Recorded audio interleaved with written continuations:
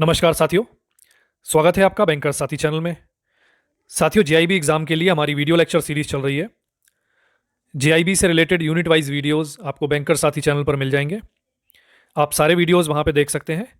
और वीडियोस अगर आपको पसंद आते हैं तो उन्हें लाइक करें, साथ ही चैनल को सब्सक्राइब करें और बेल आइकन प्रेस करें ताकि मेरी आने वाली वीडियोस की नोटिफिकेशन भी आपको टाइमली मिलती रहे। आज हम डिस्कस करेंगे जेआईबी का पेपर 3 का यूनिट 6, जिसका नाम है case laws on responsibility of paying banker. साथियों, इससे पहले कि हम इसके बारे में डिस्कस करें, शुरू करें, सबसे पहले जान लेते हैं कि पेइंग बैंकर क्या होता है। पेइंग बैंकर होता है एक कलेक्टिंग बैंकर होता है, क्योंकि उसके जाने बिना हम रिस्पॉन्सिबिलिटीज़ नहीं समझ पाएंगे। साथियों, अगर कोई मिस्टर ए है जिसको कुछ पैसे देने हैं मिस्टर बी को, उनके ऊपर कुछ डेप्ट है, उनका क्रेडिटर है मिस्टर बी जिसको उसे कुछ पैसे देने हैं, तो मिस्टर ए मान लीजिए 1 लाख रुपए का चेक जारी करते हैं मिस्टर बी के फेवर में। और उस केस में, और मिस्टर ए जो है उनका अकाउंट एसबीआई में है, मिस्टर बी जो है उनका अकाउंट मान लीजिए पीएनबी में है।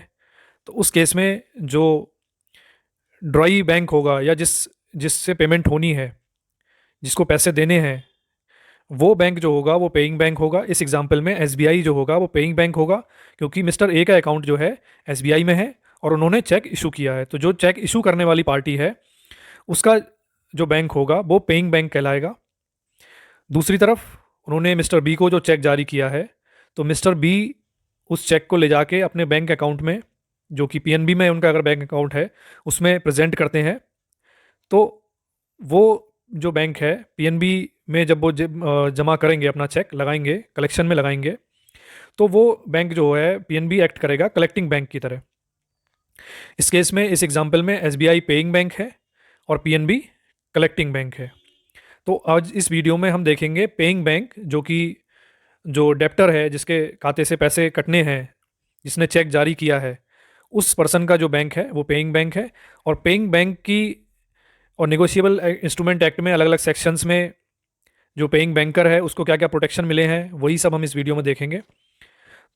तो शुरू करते हैं साथियों। Negotiable instrument act and paying banks.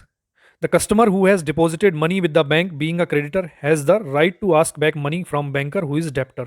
तो जो डिपॉजिट के केस में क्या होता है, जो डिपॉजिट अगर अमाउंट मेंटेन कर रहा है, कस्टमर ने पैसे अपने डिपॉजिट अकाउंट में, सेविंग अकाउंट में रखे हुए हैं, करंट अकाउंट में रखे हुए हैं, उस केस में आप जानते हैं कि कस्टमर जो है वो क्रेडिटर होता है, क्योंकि उसका पैसा है वो उसने बैंक को दे रखा है। बैंक डेप्टर होता है, क्योंकि बैंक ने वो पैसा कस्टमर का ले रखा है और उसको वापस करना है। क्रेडिटर जो कि कस्टमर है वो कभी भी अपना पैसा वापस मांग सकता है। और उस केस में ड्यूटी है जो पेइंग बैंकर है, बैंकर जिसके जिसके यहाँ उसका डिपॉजिट खाता है, जो डेप्टर है, उसकी ड्यूटी है कि वो उसको पेमेंट करे। और उसकी कंडीशंस जो हैं वो एनआई एक्ट में सेक्शन 31 में दे रखी हैं। कुछ और इंपॉर्टेंट सेक्शन है, सेक्शन 10, सेक्शन 85, 85A, 89 एंड 128। ये सेक्शंस जो हैं निगोशिएबल इंस्ट्रूमेंट के, ये प्रोटेक्शन देते हैं पेइंग बैंकर को। सेक्शन 31 के बारे में जानते हैं साथियों। निगोशिएबल इंस्ट्रूमेंट एक्ट 1981 ये कहता है कि liability of drawee of the cheque, the drawee of a cheque having sufficient funds of the drawer in his hands properly applicable to the payment of such check must pay the check when duly required to do so, and in default of such payment must compensate the drawer for any loss or damage caused by such default। अब section 31 साथियों क्या कहता है? वो कहता है कि जो ड्राई बैंक है, जिसमें किसी पर्सन का बचत खाता है, वो ड्राई बैंक है जिसकी चेकबुक, जिसने चेकबुक इशू कर रखी है अपने कस्टमर को, उसका अगर कस्टमर है वो चेक जारी करता है, तो अगर उसकी जो कंडीशंस हैं वो फुलफिल होती हैं, वो चेक प्रॉपर है, उसके अमाउंट में, उसके अकाउंट में पैसा है, उसका जो टेनर है वो कंप्लीट है, चेक कंप्लीट है, प्लस उसमें जो भी उसकी जो रिक्वायरमेंट्स हैं वो फुलफिल हैं, तो फिर उनको बैंक की जो लाइबिलिटी बन जाती है, जो ड्राई बैंक है उसकी लाइबिलिटी होती है कि उसको ड्यूटी है उसकी कि उसको उसका पेमेंट करना है। अगर वो पेमेंट करने में डिफ़ॉल्ट करता है बैंक, तो उस केस में अगर उससे वो पर्सन जो है जिसने चेक इशू किया है, अगर उसको कोई नुकसान हो जाता है, कहीं उसको लॉस होता है, डैमेज होता है, तो लाइबिलिटी उस बैंक की बनेगी उसमें। सेक्शन 31 अप्लाई होता है केवल बैंकर्स के लिए, ये इसलिए है क्योंकि as per section 6 of negotiable instrument act 1881, cheque has been defined as bill of exchange drawn on a specified banker and not express to be payable otherwise than on demand. तो section 31 जो है वो banker पे ही apply होता है, किसी और पे नहीं अप्लाई होता, क्योंकि सेक्शन 6 में साफ साफ दे रखा है कि चेक की डेफिनेशन जो दे रखी है वो ये है कि बिल ऑफ एक्सचेंज जो कि किसी स्पेसिफाइड बैंकर पे ड्रॉन होगा उसी को हम चेक कहते हैं। अब पेमेंट इन ड्यू कोर्स क्या होता है साथियों? सेक्शन 10 में इसका जिक्र आता है। Payment in due course means payment in accordance with the apparent tenor of the instrument in good faith and without negligence to any person in possession thereof under circumstances which do not afford a reasonable ground for believing that he is not entitled to receive payment of the amount therein mentioned।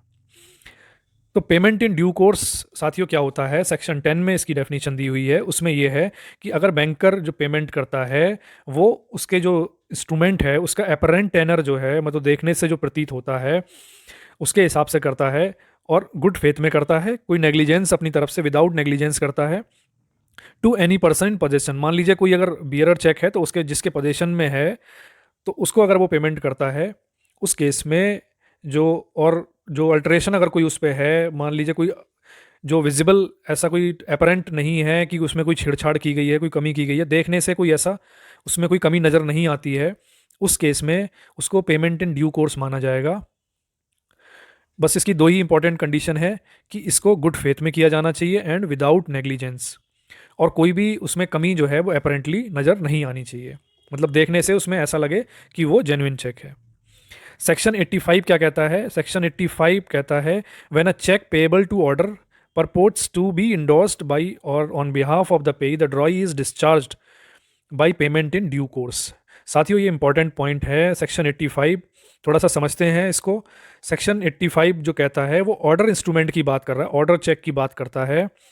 इसमें क्या है, जैसे अगर हम पुराने ही example पे जाते हैं जिसमें हमने देखा था कि एसबीआई में एक कस्टमर का अकाउंट है, मिस्टर ए का अकाउंट एसबीआई में है, उन्होंने अपने क्रेडिटर मिस्टर बी को एक चेक जारी किया है, मान लीजिए 1 लाख रुपए का चेक जारी किया है, और मिस्टर बी का अकाउंट जो है वो पीएनबी में है, और ये ऑर्डर चेक अगर जारी होता है इस केस में, तो ऑर्डर चेक में होता है बी के फेवर में, मान लीजिए by to the order of B.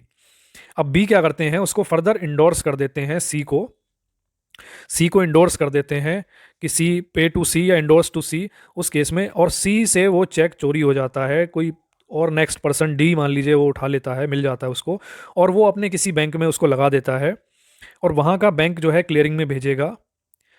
मान लीजिए वो डी जिसने चेक चुराया उसका अगर अकाउंट आईसीआईसीआई बैंक में है, उसने अपने बैंक में कलेक्शन में वो चेक लगाया, और फिर वो एसबीआई के पास जाएगा पेमेंट के लिए, वो चेक एसबीआई इस केस में पेइंग बैंक होगा, और एसबीआई उसका पेमेंट कर देता है, तब उस पेइंग बैंक की कोई भी लाइबिलिटी उस केस में, एसबीआई जैसे कि पेइंग बैंक है उसकी लाइबिलिटी उस केस में नहीं होगी, क्योंकि सेक्शन 85 निगोशिएबल इंस्ट्रूमेंट कहता है कि वो अगर ऑर्डर चेक है और फर्दर इंडोर्स कर दिया जाता है, उसके बाद में फर्दर अगर इंडोर्समेंट कोई होता है, अगर वो ठीक नहीं भी है, तब भी अगर वो उसके पास पेमेंट के लिए आता है, मान लीजिए फोर्ज साइन मिस्टर डी ने चुरा के और सी के फोर्ज साइन कर लिया, अपने फेवर में इंडोर्स कर लिया, ऐसे केस में अगर पेमेंट हो जाता है तब भी जो पेइंग बैंकर है उसकी लाइबिलिटी उस केस में नहीं होगी।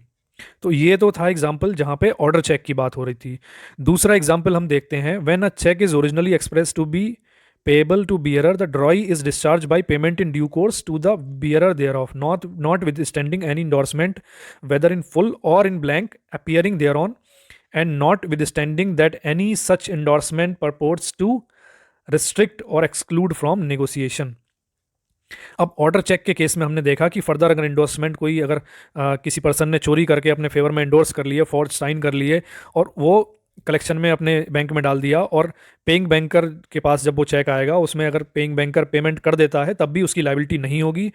बियरर चेक के केस में सेक्शन 85 कहता है कि बियरर चेक, जैसे कि हम जानते हैं bearer cheque is always a bearer, और उसके फर्दर कितने भी उसमें इंडोर्समेंट हों, अगर वो बियरर चेक है तो जो होल्डर ऑफ द चेक होगा, जिसके हाथ में वो चेक होगा, अगर वो लेके जाता है बैंक में और बैंक उसको पे करता है, उसमें अकाउंट में पैसे हैं और बैंक उसको ड्यू कोर्स में पेमेंट कर देता है, तो उस केस में भी बैंक की कोई लायबिलिटी नहीं होगी। बियरर के केस में साथियों कोई भी इंडोर्समेंट हो या कुछ हो, इन सब चीज़ों से फ़र्क नहीं पड़ता, क्योंकि bearer is always a bearer. और जो जिसके हाथ में वो चेक है, जो होल्डर है उसका, वो उसको पेमेंट ले सकता है, जो बियरर है वो पेमेंट ले सकता है। तो 85 में ऑर्डर चेक के अगेंस्ट भी जो प्रोटेक्शन मिला हुआ है पेइंग बैंकर को, और बियरर चेक के केस में भी प्रोटेक्शन मिला हुआ है। सेक्शन 85 ए जो है साथियों, वो ड्राफ्ट के केस में है, ड्राफ्ट की बात करता है। When any draft that is an order to pay money drawn by one office of a bank upon another office of the same bank for a sum of money payable to order or on demand purports to be endorsed by on or behalf of the payee, the bank is discharged by the payment in due course। तो draft के case में भी जब एक bank की एक branch से बना है और वो दूसरी ब्रांच में जाके पेमेंट होता है दूसरे ऑफिस में ऑफ द सेम बैंक, अगर वो पेबल ऑन टू ऑर्डर है, ऑन डिमांड है, उस केस में जो प्रोटेक्शन है, जैसे कि चेक के केस में हमने देखा ऑर्डर चेक के केस में प्रोटेक्शन मिलता है, वैसे ही डीडी के केस में भी प्रोटेक्शन पेइंग बैंकर को मिलेगा। अब मटेरियल अल्टरेशन की बात करते हैं साथियों। मटेरियल अल्टरेशन क्या होती है? Any alteration in the original state of the cheque such as date, amount, payee name, changing the word order to the bearer, appearing after pay's name or in the endorsement is called material alteration। तो इस तरह का कोई भी change होगा amount में, date में, पेई के नाम में, या ऑर्डर को word order to bearer, order से बियरर कर दें उसको, तो उस केस में इन सभी चेंजेस जो किए जाएंगे इनको मटेरियल अल्टरेशन कहा जाएगा। कुछ अल्टरेशन ऐसी हैं जो अलाउड हैं चेक के अंडर, जो की जा सकती हैं, जैसे कि filling up of incomplete instrument. तो ये क्या होता है साथियों, जो अलाउड अल्टरेशन होती हैं वो देखते हैं क्यों होती हैं। जैसे अगर मान लीजिए जैसे हम पुराने केस में सेम एग्जांपल पे जाते हैं, मिस्टर ए ने मिस्टर बी को चेक जारी किया है, लेकिन वो चेक जो है पूरा उसने भरा नहीं है, इनकम्प्लीट दे दिया है। तो मिस्टर बी के पास राइट है, या मिस्टर बी फर्दर अगर इंडोर्स कर देते हैं मिस्टर सी को, और सी के पास वो चेक पहुंचता है, तो सी के पास राइट है, अगर वो इनकम्प्लीट है तो उसको वो भर सकते हैं। उस केस में जो है उसको मटेरियल अल्टरेशन नहीं माना जाएगा, और उसकी जो भी नुकसान वो होगा वो जो है उसके लिए बैंक लाइबल नहीं होगा। Filling up of incomplete instrument, मतलब इनकम्प्लीट इंस्ट्रूमेंट है तो वो पर्सन जो है उसका होल्डर इन ड्यू कोर्स जो है वो उसको फिल कर सकता है। Conversion of blank endorsement into special endorsement, तो ये भी अलाउड है। अगर फर्दर इंडोर्स किया गया है तो ब्लैंक को लेकर स्पेशल इंडोर्समेंट भी किया जा सकता है। क्वालिफाइंग और लिमिटिंग एंड एक्सेप्टेंस, तो ये भी अलाउड है। Crossing of a cheque by holder, तो जो होल्डर है वो उसको क्रॉस कर सकता है। स्पेशल क्रॉसिंग भी कर सकता है कि अगर नॉर्मल जनरल क्रॉसिंग है, टू पैरेलल लाइंस हैं, उसके बीच में उसमें किसी अगर बैंक का नाम डाल देता है तो स्पेशल क्रॉसिंग हो जाती है वो भी कर सकता है। तो ये सारे जो मटेरियल अल्टरेशन है ये अलाउड हैं अलग अलग सेक्शंस में।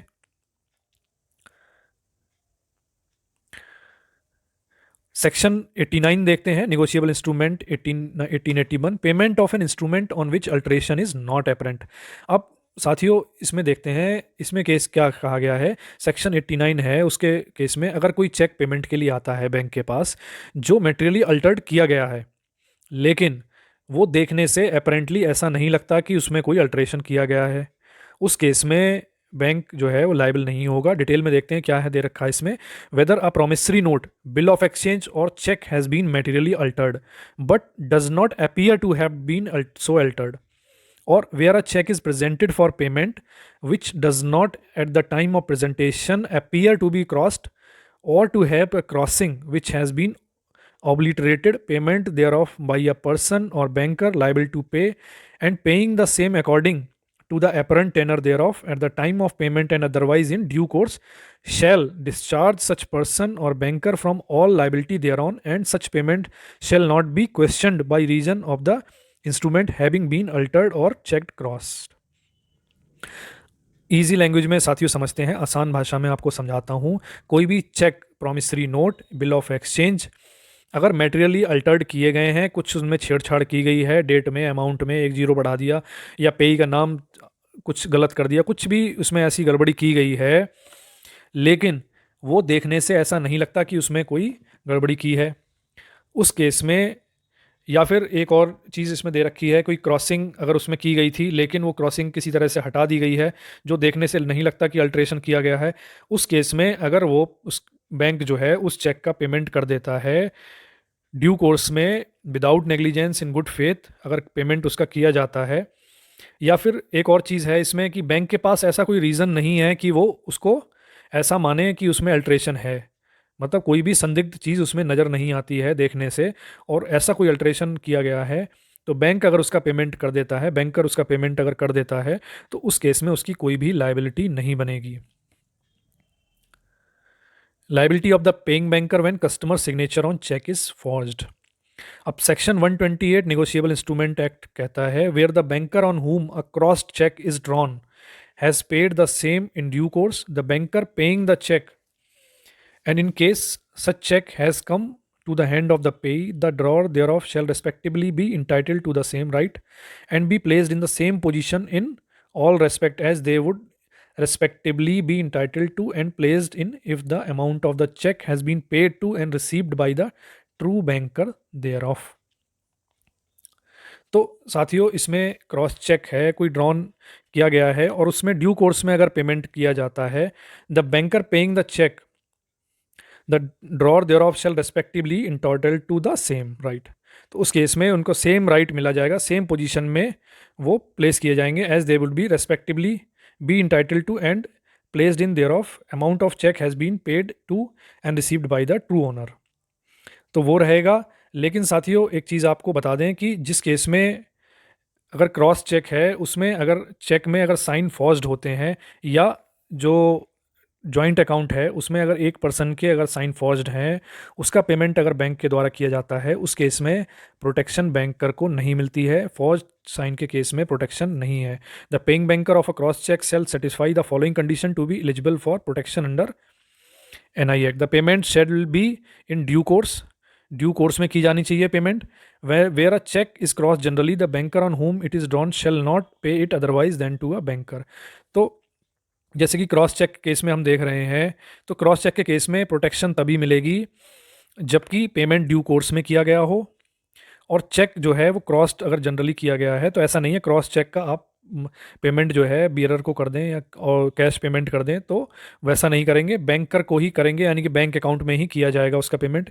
Where a cheque is crossed specially the banker of whom it is drawn shall not pay it otherwise than to the banker to whom it is crossed or his agent for collection। और अगर special crossing है, मान लीजिए cross करने के बाद में उसका बैंक का नाम मेंशन है, तो उस जिस बैंक का नाम मेंशन है उसको ही उसका पेमेंट किया जाएगा, या उसके एजेंट को कलेक्शन में पेमेंट उसको किया जाएगा। ऐसा नहीं है उस पर स्पेशल क्रॉसिंग करके उस पर नाम अगर बैंक का लिखा है एसबीआई और पेमेंट उसकी आईसीआईसीआई को कर दी जाए। In the following cases paying banker does not get statutory protection if he makes the payment of a cheque. अब दो तीन कंडीशन ऐसी हैं जिनमें प्रोटेक्शन पेइंग बैंकर को नहीं मिलता है। Materially altered or signature of the drawer is forged or payment made of a cross cheque with an irregular endorsement. तो मटेरियल अल्टरेशन अगर उसमें किया गया है और signature of the drawer is forged, लेकिन मटेरियल अल्टरेशन जो है वो साथियों अपरेंट होना चाहिए, यानी देखने से मटेरियल अल्टरेशन पता लगना चाहिए। अगर तब भी बैंकर अगर पेमेंट कर देता है तो उस केस में वो लायबल होगा। अगर वो अपरेंट नहीं है तो फिर वो लायबल नहीं होगा, जैसा कि हमने पिछले सेक्शन में देखा था। सिग्नेचर ड्रॉर के अगर फॉर्ज्ड हैं उस केस में भी बैंकर को प्रोटेक्शन नहीं मिलेगी। Makes payment of a cross cheque to a person otherwise than to banker, then he is liable for the loss to the true owner of the cheque. कोई cross cheque है, उसका payment अगर counter पे cash payment कर दिया जाता है, उस केस में भी बैंकर को प्रोटेक्शन नहीं मिलेगी इस एक्ट के अंदर, और बैंकर जो है वो लायबल होगा जो ट्रू ओनर है चेक का उसके प्रति। साथियों, जितनी भी जो बैंक की लाइबिलिटीज़ हैं, पेइंग बैंकर की जो भी लाइबिलिटीज़ अगर बनेंगी, वो हमेशा ड्रॉर के लिए होती हैं। जो उस बैंक का कस्टमर है जिसने चेक जारी किया है उसके लिए लाइबिलिटी होती हैं। फर्दर जो आगे वो अगर एंडोर्समेंट होते हैं उस चेक में, तो जो एंडोर्सीज जो हैं उनके लिए बैंक लाइबल नहीं होता है। ये भी एक इंपॉर्टेंट पॉइंट है जो आपको ध्यान रखना है। साथियों, ये चैप्टर जो है निगोशिएबल इंस्ट्रूमेंट पूरा ही अपने आप में बहुत ज़्यादा कॉन्सेप्चुअल है। काफ़ी डीप अंडरस्टैंडिंग इसमें आपको कॉन्सेप्ट बिल्ड करने की ज़रूरत है, अदरवाइज इसमें से क्वेश्चंस आते हैं और वो क्वेश्चंस काफ़ी कंफ्यूजिंग होते हैं। प्रैक्टिकल एग्जांपल दे के क्वेश्चन पूछे जाते हैं और उसमें गलतियां होने के चांसेस काफ़ी ज़्यादा होते हैं। तो इसीलिए इसको ध्यान से देखें और अपने कॉन्सेप्ट जो हैं निगोशिएबल इंस्ट्रूमेंट के क्लियर करें कि पेइंग बैंकर को कब प्रोटेक्शन मिलेगी। साथ ही उससे पहले हमें ये पता होना चाहिए पेइंग बैंकर होता कौन है, कलेक्टिंग बैंक कौन सी होती है, और इसमें जो बात हो रही है इंडोर्समेंट की बात हो रही है, स्पेशल क्रॉसिंग क्या है, जनरल क्रॉसिंग क्या है, और इंडोर्समेंट्स कैसे किए जाएंगे, वो चोरी हो जाता है तो क्या होता है, मटेरियल अल्ट्रेशन में क्या क्या प्रोविजंस हैं। तो ये सारी चीज़ें साथियों आपको पता होने चाहिए, इसमें से क्वेश्चंस बहुत कॉमन हैं, ज़रूर आते हैं। तो साथियों इस वीडियो में इतना ही था, और वीडियो अगर आपको पसंद आई हो तो इसे लाइक करें, साथ ही चैनल को सब्सक्राइब करें और बेल आइकन प्रेस करें, ताकि आने वाली वीडियोस की नोटिफिकेशन भी आपको मिलती रहे। और अपना आपका जो भी फीडबैक हो कमेंट सेक्शन में दे सकते हैं, कोई सजेशन हो वो भी आप कमेंट सेक्शन में दे सकते हैं, और वीडियो को हमारे सभी बैंकर साथियों के साथ शेयर करें जो JIB एग्ज़ाम देने जा रहे हैं। तो साथियों मिलते हैं नेक्स्ट वीडियो में। Thank you.